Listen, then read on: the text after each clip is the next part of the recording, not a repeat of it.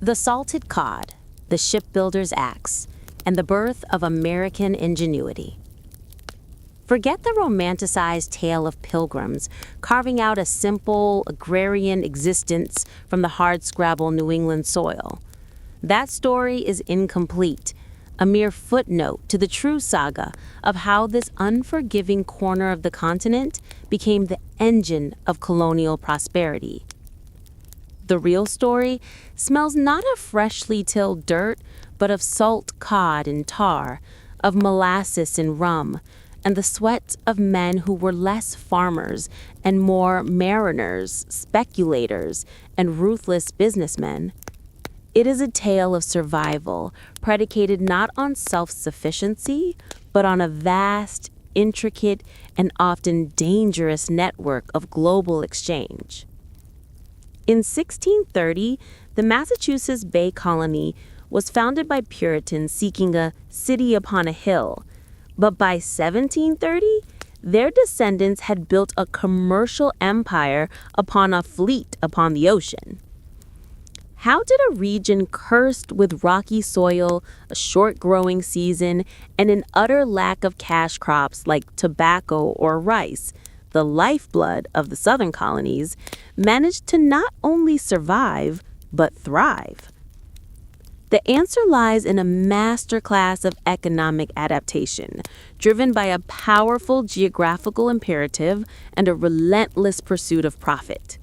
New England found its fortune not in the land, but off the coast and across the churning Atlantic. This is the story of the Yankee merchant, a figure whose legendary ingenuity was forged in the holds of leaky schooners and hammered out in the bustling shipyards of Boston, Salem, and Newport. It is a study of how they took the humble products of the sea and the forest, fish, lumber, and the vessels to carry them, and leveraged them into a powerful, multifaceted trade pattern that connected the bleak New England coast to the sugar plantations of the West Indies, the slave markets of Africa, the wine cellars of Madeira, and the industrial heart of Great Britain. We're not just tracing lines on a map. We are uncovering the economic logic that laid the financial and infrastructural foundation for the American Revolution itself. The New England colonies did not trade because they wanted to.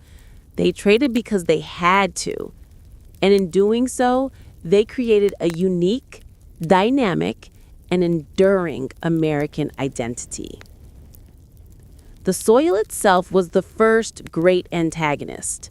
Scraped thin by retreating glaciers, what remained was a landscape of glacial till and stone walls, beautiful but utterly unsuited for the plantation-style agriculture that made Virginia rich. While the Chesapeake region swam in tobacco profits, the New England farmer was lucky to coax enough food from his small plot to feed his family, much less generate a marketable surplus. The Puritans quickly realized that their pious mission required hard currency, or specie, and Britain, their mother country, was demanding payment in gold and silver for the manufactured goods, the kettles, tools, gunpowder, and fine textiles that the colonists could not produce themselves. The Crown, under the system of mercantilism, viewed the colonies purely as a source of raw materials and a captive market for finished British goods. But what raw material could New England offer that Britain truly needed? Certainly not corn. The colonists looked west to the rock, and then east to the sea.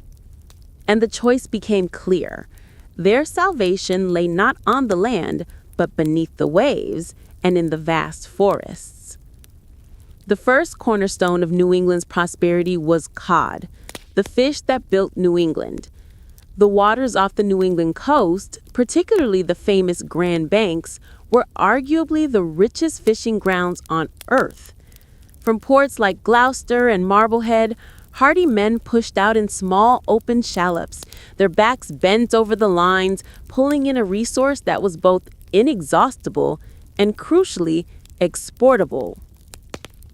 The genius of the trade was in preservation.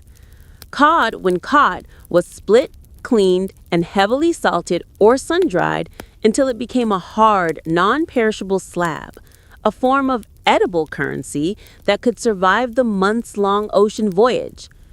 The quality determined the destination, a brutal but effective classification system that dictated the routes of the colonial fleet. The largest, whitest, and best cured fish, the merchantable grade, was reserved for the Catholic markets of southern Europe, particularly Spain, Portugal, and the Mediterranean islands, where meat consumption was restricted by religious observances. There, a merchant could trade his high-quality cod directly for specie, or the gold and silver coin, or for highly desirable goods like salt, wine, and olive oil, which could then be profitably carried back to Boston or sold in London to pay debts. This direct European run was the Golden Road, the path to acquiring the precious gold and silver that was otherwise non-existent in the colonies. But the vast majority of the catch, the smaller, damaged, or heavily salted fish, known as refuse or poor John, was destined for a far more crucial and voracious market, the West Indies. This triangular relationship, often mistakenly generalized as the famous triangular trade, was in reality the vital, tireless engine of New England commerce. The Sugar Islands, Barbados, Jamaica, and the French and Dutch islands were single-crop economies. Their land and labor were entirely dedicated to the production of sugar and molasses, the great European luxury. This intense focus meant they imported nearly everything else.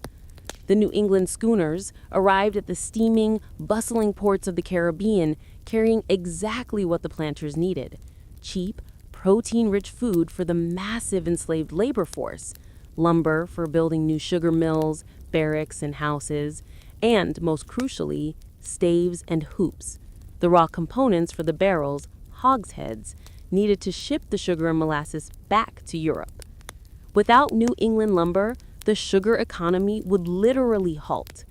This established a powerful economic symbiosis. The islands needed barrels and food. New England needed a market that desperately lacked its own essential resources and was willing to pay in the form of its signature product, molasses. The return leg from the Caribbean was thick with the sticky sweetness of this commodity. While some molasses was consumed directly, the bulk was raw material for New England's most important manufactured export, rum. Rhode Island, particularly Newport, became a hub of distillation, running hundreds of distilleries that turned out millions of gallons of rum annually. This product was cheap, easily stored, highly potent, and possessed a vast, flexible market. It could be sold to the frontier settlers, used to finance European trade, or, most notoriously, become the key commodity in the infamous exchange for enslaved people in West Africa. The sheer volume of this exchange dwarfed the European leg. The Yankee captains, however, were not bound by neat geometric patterns. Their voyages were not a single textbook triangle, but a multifaceted web of tramp trade. A ship might leave Boston with lumber and rum, sell them in Barbados for molasses and sugar, sail to Newfoundland to exchange the molasses for fish and furs, take the furs to London to pay for manufactured goods, and only then return home, perhaps 2 or 3 years after she had left. Captains were often given broad discretion, acting as both skipper and supercargo, merchant, seeking out the best price for every transaction, turning a profit at every single port. Their ingenuity was not in finding one profitable route, but in maintaining maximum flexibility. The second foundational industry that made this complex trade possible was shipbuilding. New England possessed an unmatched advantage, a seemingly inexhaustible supply of accessible, high-quality timber, particularly white pine and oak. Unlike Britain, which had to haul its heavy oak from depleted inland forests, New England shipyards, particularly along the Merrimack and Piscataqua rivers, could fell massive trees near deep-water anchorages. The result was vessels built cheaper, faster, and often with greater seaworthiness than their British counterparts. The colonists were not just building vessels to carry their own trade. They were building vessels as a trade commodity itself. European merchants, including the British, eagerly bought New England-built ships, recognizing the superior quality and value. By the 1700s, almost one-third of all vessels sailing under the British flag were built in colonial America, the vast majority in New England. The ship itself was a primary export, a manufactured good that brought in significant capital and provided essential employment for thousands of skilled artisans, shipwrights, caulkers, sailmakers, and rope layers. This success, however, was in direct defiance of the spirit of mercantilism and continually antagonized the mother country. The British Parliament, through a Navigation Acts, intended for all colonial trade to funnel through England, enriching British merchants and supporting British shipping. New England's trade, specifically its heavy reliance on the French and Dutch West Indies for cheap molasses, was a blatant economic end run around this policy. When Parliament passed the Molasses Act of 1333, placing a prohibitive tax on all foreign-sourced molasses, it ignited a culture of smuggling that defined the colonial merchant. The Yankee merchants simply refused to comply. Smuggling was not a crime committed by a shady minority. It became a pervasive and socially acceptable feature of New England commerce, often aided and abetted by corrupt or sympathetic customs officials. Merchants rationalized their illicit trade not as treason, but as economic survival. They had to trade where the best prices were, or their entire economy would collapse from the inability to pay for British imports. The act of defiantly bypassing the king's law for economic necessity created a profound sense of self-reliance and commercial independence.